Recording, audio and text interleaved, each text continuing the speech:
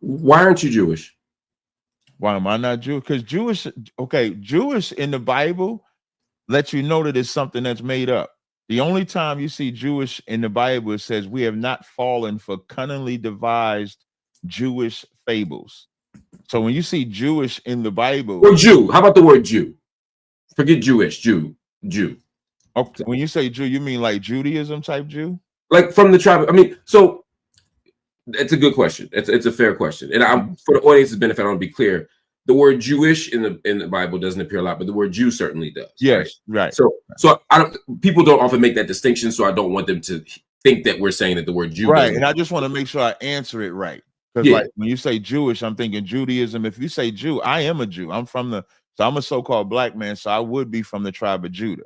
But you're saying it's because you're from Judah or because people were from Judea and not because of your faith practices. Yeah, not because of my faith practice. Because let's say if I was from West Indians, I would be Benjamin. Got you. Now, and they're not.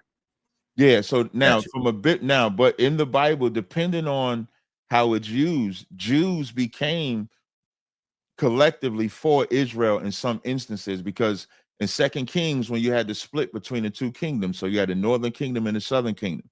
The southern kingdom became Judah, the northern kingdom became Ephraim or Israel. So by the time you get to Christ, when he starts saying Jews encompass Judah, Benjamin, and parts of Levi. So you might see the term Jew, like Paul, for example, in the New Testament might say he's a Jew. But then you'll get, when he gives his registry, he'll say, I'm an Israelite from the tribe of Benjamin. So Jew can be used to encompass Israel. So that's why I was just trying to see exactly. So I would say I'm a Jew. I would absolutely say that I'm a Jew. Right. But black Hebrew, but Hebrew Israelites are not Jews. Not all of them, because like let's say if they're from the tribe of Ephraim, they would be Ephraimites. If they're from any of the 11 of the 12 tribes, right, they would be from that tribe. Right, exactly. So what in terms of belief and in terms of practice, I understand that the lineage argument, right?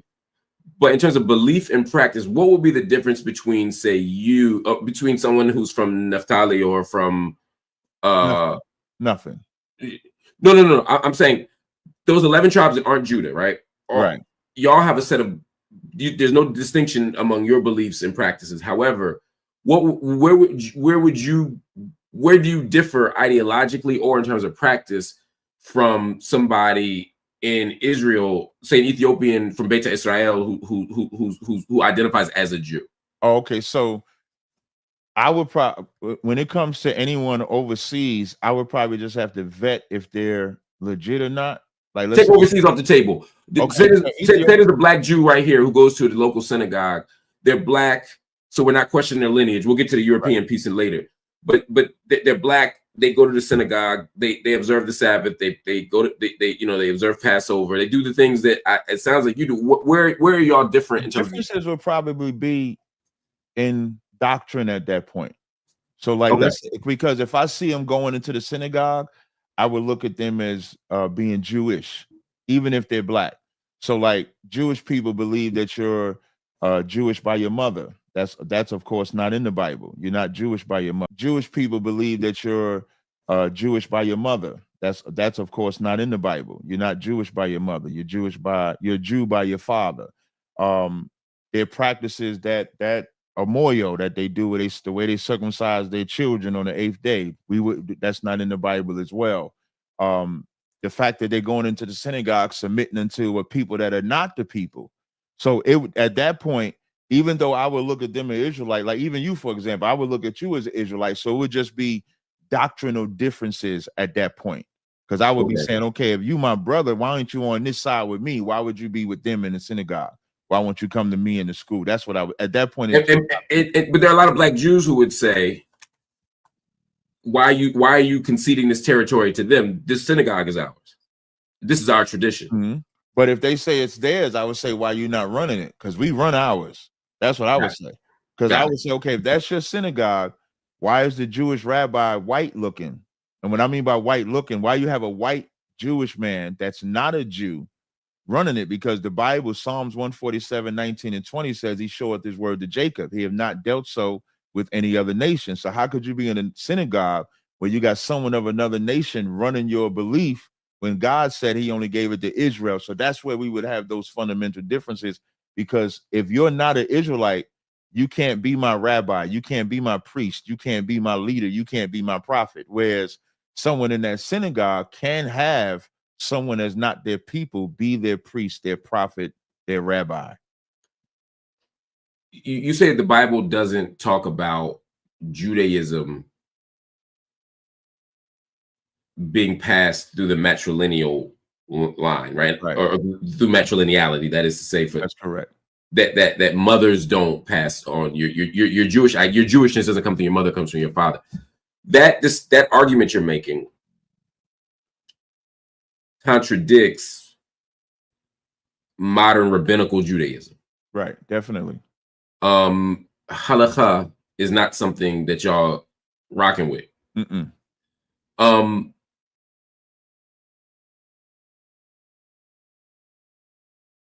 If you accept the New Testament, why not accept the Quran?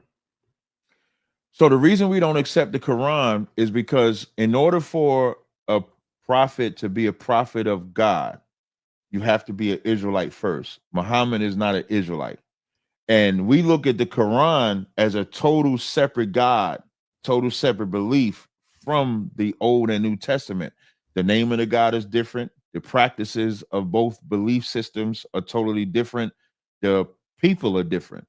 So like there's Ramadan in the Quran. Ramadan is not in the Torah. There's Passover in the Torah. Passover is not in the Quran. Christ kept the Passover. Muhammad and them didn't keep the Passover. When they pray facing Mecca. When we pray, we face Jerusalem. The name of the God is different. The Quran's name of the God is Allah. The name of our God is Yahweh. Some may say Jehovah, some may say Yahweh. So those core things is what separates them. I guess what I mean is, and I'm not saying this to make a case for one religion over the other at this moment, but to say we accept the revelation of Moses, and we accept the revelation of other prophets, right? In this religious tradition, and then Muhammad comes and says, "I'm in the same line, right? I'm from Ishmael for sure, from Ishmael, right? That's correct. But I'm part of this prophethood, and I'm coming to this Arab nation, right? Hence Allah versus Yahweh, etc. Right. But fundamentally, we accept the Injil, the gospel. We accept the Torah. Right. We accept all the old books, and now we're saying here's one more revelation. I guess for me, I'm often fascinated how religious people make the determination to accept this one, because I mean, a believer could say, and I say believer, I mean a Muslim believer would say, well, yeah, Muslims did play the Qibla, the direction of prayer was Jerusalem until it was for a while, until Muhammad moved it to Mecca, right? That Ramadan is now the new way but it's still in the same tradition, but we're doing something different. Just like the New Testament represented not a break from the old laws, right? Jesus said, "I didn't come to break." That's right. To break those old laws, but there's some new stuff here. Not necessarily. I don't know of too much new, because even the forgiveness of sins through Christ, that's not new either. But in the beginning of the conversation, I said what makes being an Israelite different is that, and I use Commander Jenny Hahn as an example. He didn't come and say, we're going to follow it this way because it's my way. What is written for us is already written. There's a prerequisite for an Israelite, what you believe, how you worship, the name, everything. So there's also a prerequisite for how we can accept a prophet for the God of Israel too. So the prerequisite is Deuteronomy 18. He has to be one from among our people. So Muhammad is an Ishmaelite. He's one of the fleshly sons of Abraham, but the son of the promise is Isaac. So for the Israelites, it has to come from Abraham, Isaac, and Jacob. So if he's not the son of Jacob, then he can't be a prophet for us. So the difference would be when it comes to the Quran, I don't think they have that boundary that we have. So our God, you know what I'm saying? So our God gave us a limit. okay, y'all can follow. Like, let's say you and I. So like I said, I look at you as an Israelite. So let's say if you came with a revelation and you an Israelite, I could listen to you. But if this Chinese man comes with a revelation and he comes to you and I as Israelites, he can have that revelation for his people, but that's not something we could follow because our God gave us a prerequisite. There's people in the chat who are atheists or agnostic, secular humanists. They are all sorts of people. Right. Before you go, I did put the 12 tribe chart link in the back chat. I did, and I posted it. I posted it, and I y'all look up. I posted it again, but I posted it, and I say just from Capt, sure you got it. Yep. Yeah, I saw that. I just did it again. There are people who want to say, why believe any of this? We have access to, I mean, at some point we are trusting in a text that has been shown to be problematic, and I know you all don't worship the King James version, but we all know the King James stuff. I follow the King James version though. Which I also find fascinating as well. I've always found that fascinating. We can talk about that too. But I guess before we get to the specific version, I guess the bigger question is, why do you believe that this book is real? Romans the 3rd chapter says, what if some believe? What if some did not believe? Shall that unbelief make the faith of God of none effect? So when I think about the conditions of Black people from our disobedience, and I can read that in Deuteronomy the 28th chapter. That's probably the main reason I believe, because before the Bible, before I found out I was an Israelite, I didn't have a real answer to our plight. There's no answer for Black people. There's none. What I mean by no answer, why are we the way we are? Why don't we have an identity? Why, like right now we're called African American. Before that, we was Negro, we was colored, we was Black, we was all these different acronyms. But when you ask people what's your identity, can't nobody give it to us. And then when I read Deuteronomy 28 and it says if we kept the commandments, we'd be blessed. If we broke the commandments, we would be punished. And I read Deuteronomy 28:68 and it says, you shall be brought into Egypt again with ships. And now that's talking about our slavery. And it says no man will redeem you, meaning no man will redeem you, meaning save you. And we have not been saved since we've been in here. So I believe the records, because those records are the only thing that really can give us an insight to our condition and getting out of that condition. Because when I go out to my people and I give them these commandments, I've been doing this since 2010. And in my short time in this, I've seen us keeping the commandments, and I've seen us grow and build and get better in 16 years. And I can only imagine where it can go from there. You want to say something? I see it. I heard you say this a long time ago. My wife and I talked about this actually. Okay. Now you just reminded me of it. And we both although neither of us believe in this, we both agreed with a point you made. Okay. And I might let me put it different. Let me put it so that the audience can understand. I know you'll understand no matter how I say it, but I want to make sure the audience gets what I'm saying. There's an argument that if a scripture came down and said, let me take a step back. First, religious people often point to their scripture to prove the validity of their scripture, right? Right. Which you can't do, right? At some level. I mean, not to win an argument with somebody who doesn't already operate in that universe, right? I remember in being in Philly in the 90s and asking somebody, well, how do you I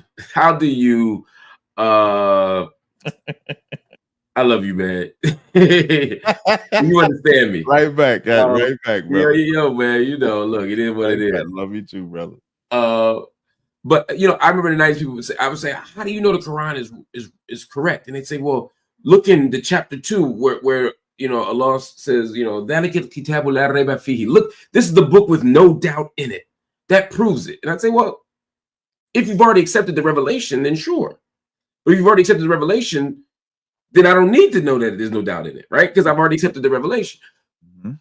Same thing with Christianity, same thing with Judaism, etc., etc., etc. If I don't already operate within the universe of this, then the scripture can't prove to me that it's right. But you said something else, which is where my pragmatist, my American pragmatist philosophical tradition kicks in, where it might be truth is what works, right? Where you're saying, look, I believe this because I've seen it work. I've seen people's lives change. I don't disagree with that.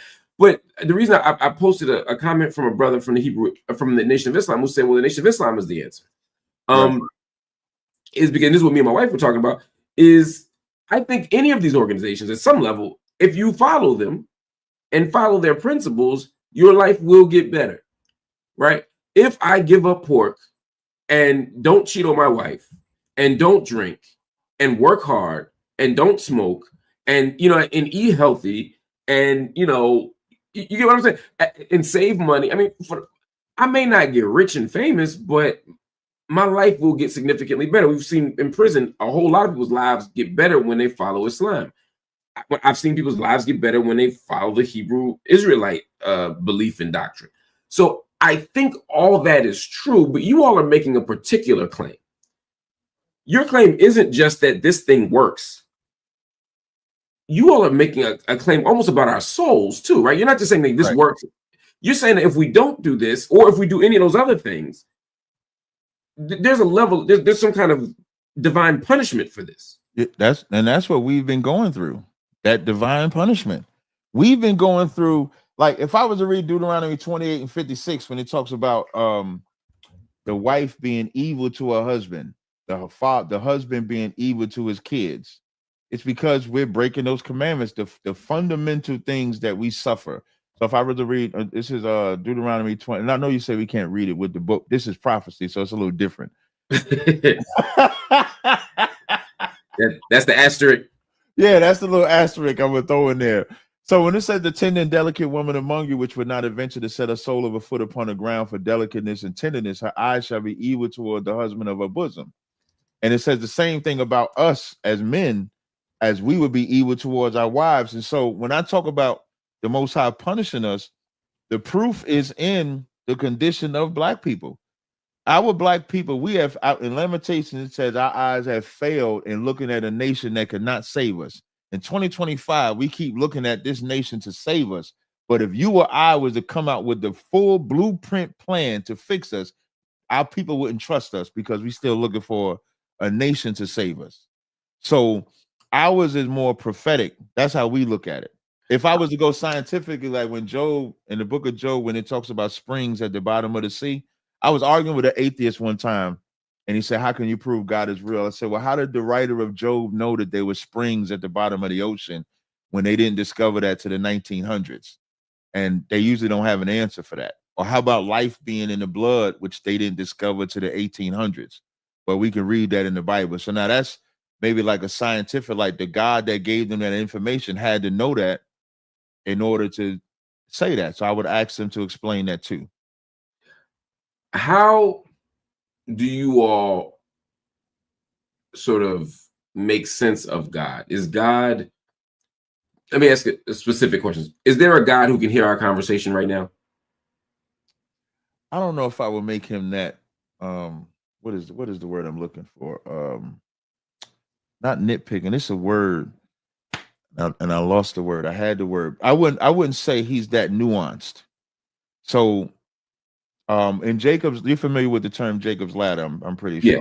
Mm-hmm. So the vision of Jacob's ladder, what Jacob saw in the vision was the angels coming up and down. So there was a ladder between earth and the heavens, and he saw angels going up and down. And so God has never physically been on this planet ever. He's never been on this planet. The angels come down here, and then they give the work. They give the report to him. So I don't look at it like he listening to every single thing, we say like that. But I will say that the angels, that's in the Bible also say you entertain angels unaware. So I would say that's the Most High. So okay. I wouldn't say he listens, like I wouldn't put him like that. But the Most High is the singular being. Yes, he's the Father, right? And God is gendered. God is a man. Yes. Okay. Not a man like you and I, but his spirit, his vibe is man, is masculine. I wouldn't say he looks like you and I. Does God have a body?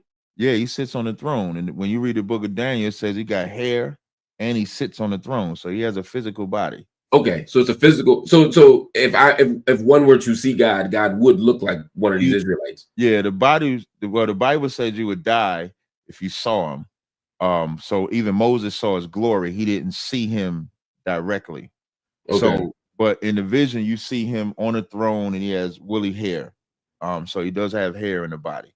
And this God figure who is male on the throne has existed forever. Mm-hmm. Yep. God was not created. No. Okay. I mean, that's consistent with all these religions. Right. I'm asking purely for what clarity. makes us different, though, like when it comes to believing in Jesus. Now, we would say Yahweh in Hebrew. You're not for my Israelites, because Israelites go crazy when you don't use the Hebrew words. But so for my audience, I'm not going to use the Hebrew words because of the platform that I'm on. So when it comes to Jesus, people believe that Jesus is God. That's not in the Bible either. Jesus is not God either. Jesus is the Son of God. So that would be a fundamental difference between us and Christians, because Christians would believe Jesus is God. One more thing, when we talk about the King James Bible, King James did not write the Bible. All King James did was just authorize the Hebrews and the Hebrew scholars and Greek scholars to just translate the Bible. And there was other Bibles that existed. You had the Geneva Bible, Bishop Bible. So he just translated the Bible. That's it. Talk to me a little bit about organizationally, sort of how you all, not organizationally, I don't mean that, I don't mean to be that technical. I mean more institutionally, sort of what you all are asked and required to do. For example, most of us, and people, we got jokes. Everybody got jokes about Hebrew Israelites. Right. Listen, I was just called a Power Ranger the other day. I'm about to say, and that's that's one of them. Power Rangers is one of the things. I've heard I've heard Earth, Wind, and Fire, Power Rangers. This is y'all. It looks like Walnut Street, Philly, or Chestnut maybe, but and downtown Philadelphia. This is you all outside. This is a very familiar scene. Right. I mean, I've seen this. If I've seen it once, I've seen it a million times. In the 90s, I would see it at the Clothespin downtown in Philadelphia. When I went to Atlanta, I would see y'all out there. You all with a microphone, provocative signs. That's right.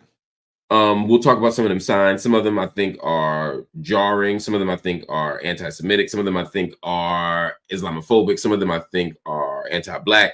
We could talk about all of that. But my first sort of question is, why do y'all do this?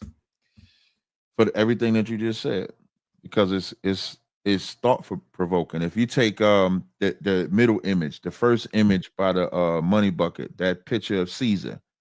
Everybody believes that that's Jesus. So we put Christianity, we put 666 on top of it and say imposter. You know what that's going to make everybody do? Stop and say, how could you do that to Jesus? And so it becomes a talking point, because we're very visual. So when you see and when you look on the opposite side, you see that other image and it says true image of Jesus. So now, according to the Bible, Jesus has on a green garment. So we make it correct. He has white woolly hair. We make it correct.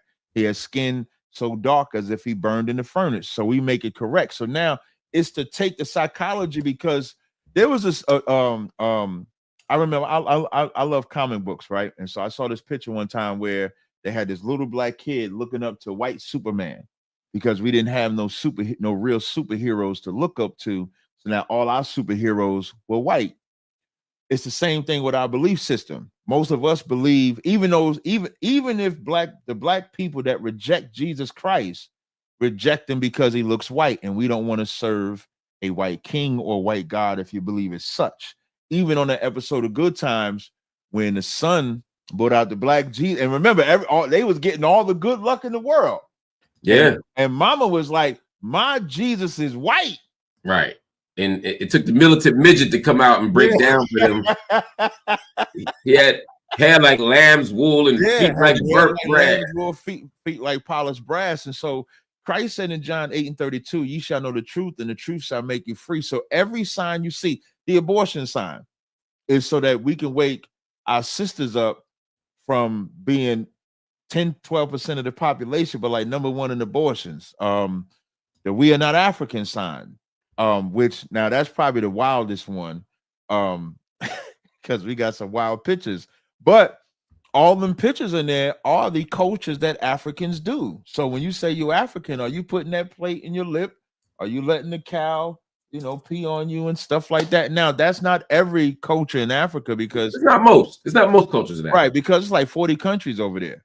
And so why do that? Why represent our brothers and sisters in Africa in ways? Because at some point, y'all start to sound just like the white supremacists. Mm-hmm. Well, what's interesting? It's hard to say we sound like the white supremacists when the white supremacists didn't come on African soil. Africans just sold us.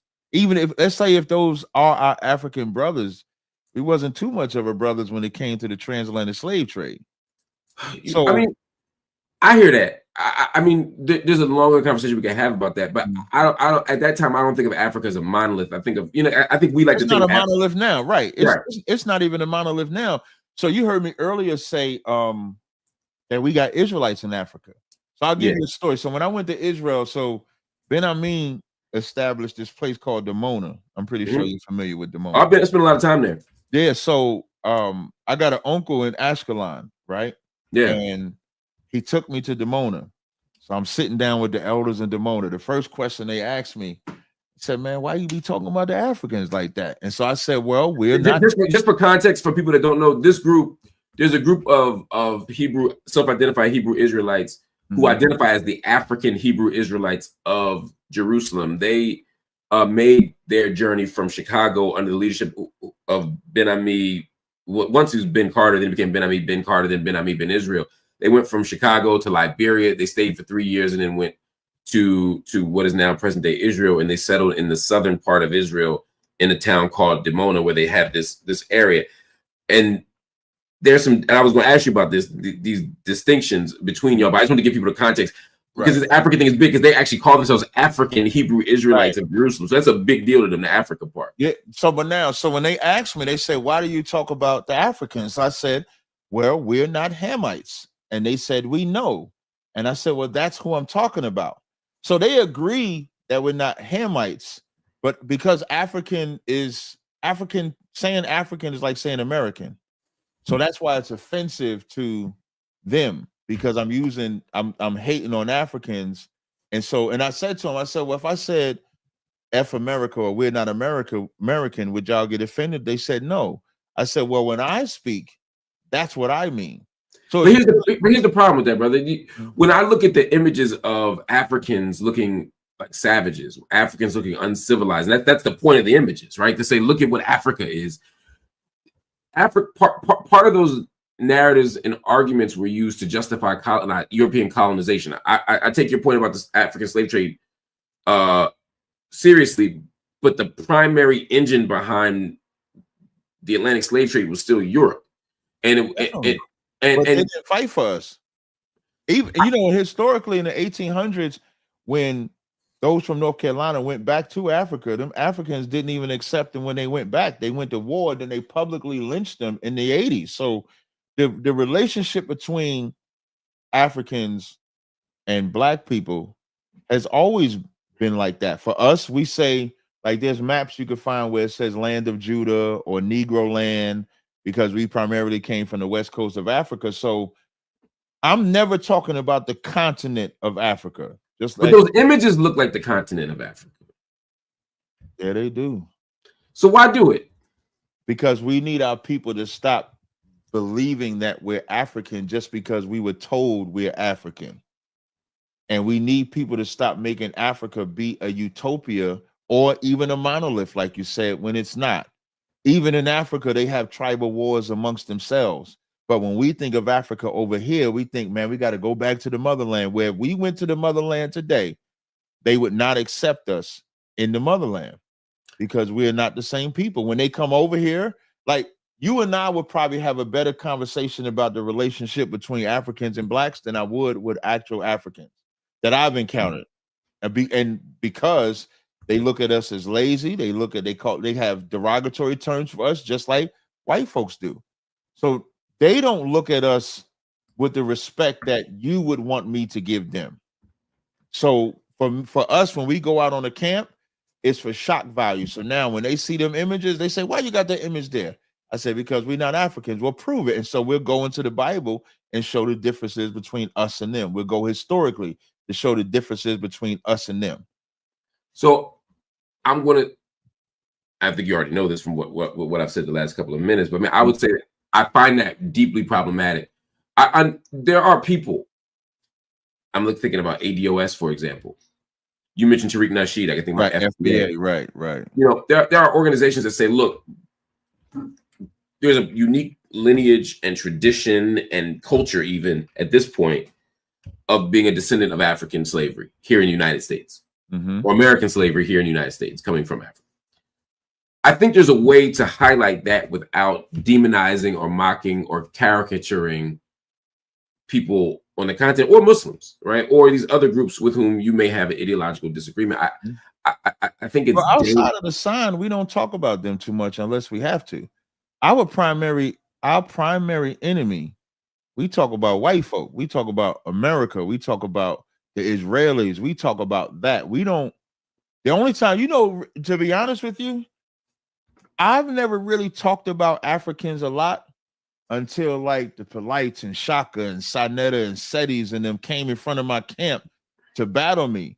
And so now as they trying to trash my Bible, of course I'm going to trash their. You turned it up a notch, but them signs been there since the 90s. No, that's what I'm saying. The sign, I'm not saying the signs haven't been there. Okay. But what I am saying is that even with them signs being there since the 90s, you're not going to find the major arguments of people having about us having the signs about Africa as much as they're going to have arguments about signs of that white Jesus. Like I think that's right. I mean, so there's a way that showing a black Jesus or criticizing a white Jesus unsettles a Christian, but we're not rejecting or attacking their Christianity as such in that moment because we're trying to bring them over. Right, that sign you have says 666. Right, but it's based on the white Jesus figure, right? I guess what I'm saying is you'll hear where I'm going. You understand when you hear where I'm going. Okay. My concern is that when the Muslim sees that he's evil, or the African sees himself as an animal on that sign, or the person who identifies as a Pan-African, that you lose the room right then. If it's a shock value thing for teaching and conversion, how effective is it? Extremely effective. The Muslim sign, I don't know if it's so much. Well, Muslims are definitely going to take it derogatory, but I think I'm about to say, bro. So, like, if I was to say which one is the most egregious, I would say the African sign because of how graphic the images are. From a belief perspective, I would say Islam is probably the most egregious. Yeah, Islam is idol worship and a lie. Right. Yeah, I definitely think Muslims ain't gonna rock with that. Right. And then the Christianity one, but now the crazy part is the Christianity Jesus one doesn't look as egregious, but it gets the most attention out of them all. It would be the Jesus one first, and then it's a battle between the Muslim and the African one, depending on who's looking at it. But that white Jesus is the primary argument that we've always had. Occasionally, somebody will argue with us about the African one. And again, we're just not Hamites. So what the African one is to just show that we're not Hamites. I'm using Hamites from the biblical term so people can understand this distinction. Because if I say we're not Africans, people will say you come from Africa, which I came. My ancestors come from Africa. So I'm not saying that that's not where we come from, but Elon Musk also comes from Africa, but nobody's looking at him as the actual African. So if you can make the distinction between Elon Musk, a Chinese person being born in Africa, then an Israelite should be able to make the distinction of being born in Africa, but not being an African or being a Hamite. So that's where we make that distinction. When Jehovah's Witnesses come door to door, part of why they do it is because they believe that their faith commands them to do that. Right. Does your faith command you to do the street corner stuff? Yes. The street speaking, now the signs are subjective. What is it formally called? Is street speaking the formal name? Yeah, street speaking is a formal name. So in the book of Nehemiah, the 13th chapter, and to go back to the founding fathers of ISUBK, when they read this verse, it's Nehemiah. I'm trying to make sure I get the the right verse. I think it's Nehemiah 8. Yeah, Nehemiah 8:1. It says, and all the people gathered themselves together as one man into the street that was before the water gate, and they spake unto Ezra the scribe. And so you'll read in verse 4, just for time's sake, and Ezra the scribe stood on a pulpit of wood, which they had made for the purpose, and beside him stood Mattathiah, Shema, Ananiah, Uriah. So if anybody can just, that picture that y'all saw, that's the pulpit of wood. And then the men that surround it is in Nehemiah, the 8th chapter, in the 4th verse. So what they would do is they would go on the corners in Jerusalem, and then they would teach people the law. So when we go out on the corners, we're doing it exactly according to what the Bible says. So that is a requirement. If you and I should be, you're going to go to, street speaking or camp. We call it camp as well. Okay. Camp is the same thing. Yeah. So, right. So Israelite School of UPK, that's the name of the school. Camp is what we do on Saturdays or sometimes Fridays, depending on, what location it is. Got you. Growing up, I just always remember being on Friday. I knew y'all was gonna be outside. Yeah. So it could be Friday or Saturday, sometimes Friday and Saturday. I know Philly used to be Friday sometimes and Saturday. When I came into the school, we was doing Fridays and Saturdays in Philly. Because I used to come to Philly. They didn't have a school in New York when I first got here. So I used to be in Philly like every week. Where are you originally from? I'm from Jersey City. I'm born in Jersey City. Oh, okay. I was living in West Orange when I found out. I used to drive like 5 days a week, 6 days a week. I was going down to Philly. Like I would get off my job or my slavery, as we call it, and drive straight down to Philly and be up in them classes, 41 Garrett Road. Well, technically it's Upper Darby, but I'm Upper Darby. Oh yeah, I know it well. Yeah. So we used to go there and rock out with the classes. Are you allowed, or no? Are you required to learn Hebrew as a member of the school? Yeah. So I'm a novice in Hebrew. I'm not a Hebrew expert, so I could read it. Like if it's in front of me, I can read it. But on a scale of 1 to 5, I would probably put myself at a 2. So as a body, so we got some brothers, like there's a brother in New York, Hazahab. He's an expert at Hebrew. Captain Ashaparim in DC, expert at Hebrew. I'm not an expert at Hebrew, so I wouldn't put myself. So it's not a requirement. Yeah, it's not like you got to know Hebrew. You got to know it to pass the test to become an officer. But what you do after that, your gift is revealed. Some people have the gift of tongue to learn Hebrew like that. When I was in the Ansar movement and in that tradition, a lot of the organizational rules were different than necessarily they were scripture based rather than U.S. culture based. For example, polygamy was permitted. Yeah, we're polygamy over here too. It's permitted. Okay. Yeah.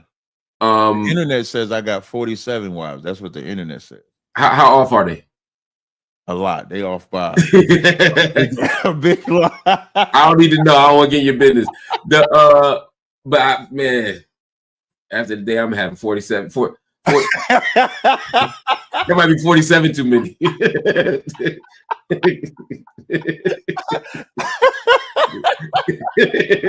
Man, you crazy, man. You crazy. How big is the organization? So we're global. So we stretch all across, it's gonna be North and Central and South America, the UK, the Caribbean islands. That's how far we stretch that I'm aware of right now. If you want an exact number, I can't give you a number. What would the range be? What would you say? It's kind of forbidden. So like in the book of Chronicles, when David numbered the people, Israelites died. So we don't do like a number like that. So I couldn't give you like 900, 10,000, 5. I couldn't give you a number like that. It would if I told you, if somebody said you had 250,000 people in your organization, would that feel like a big number or a small number? I would probably say thou sayest, because when it comes to and the reason why I say that is because, and the reason why we don't look at numbers, because when you look at numbers, then you're saying your faith is in the number, not the Most High. I would probably say thou sayest, because when it comes to and the reason why I say that is because, and the reason why we don't look at numbers, because when you look at numbers, then you're saying your faith is in the number, not the Most High. So for some people like me, it would be an assessment just of how big the movement is growing. You know. Well, I will say here's the best. Here's what I can say that's not breaking the Bible. When I came into the truth, my first Passover was in Upper Darby, PA. It was at the top floor. It was in a small room. It was maybe 30 brothers and sisters in there. At the Passover, it was thousands at the Passover. Okay. When I left the Passover. That shows growth. That's what I'm getting at. I'm not trying to be. I'm not the feds. No. I didn't. No. I don't think you that at all. I just don't want to offend the Most High. That's all that is. Understood. I respect your commitment to the principle of it. There was a question I had for you that there's some comments before we go. There's a few people who have questions in the. That's fine. In the comments here, but there was something else I wanted to ask you. It'll come back to me. I lost my thought when I read these daggone comments. So Stacy Glore writes in and says, do you all agree or disagree that the invention of different religions, political parties, and other labels continues to divide us as a people? Yes. I think the invention of them definitely divides us. That's why, like I say, the Bible is not an invention. It's just there. But the religions that come out of it, the Jehovah's Witness, Seventh-day Adventists, Baptists, Methodists, and even some Israelites. I was going to say, a whole lot of people say Israelites. Yeah. Listen, I'm always going to be up front. I'm always going to be up front.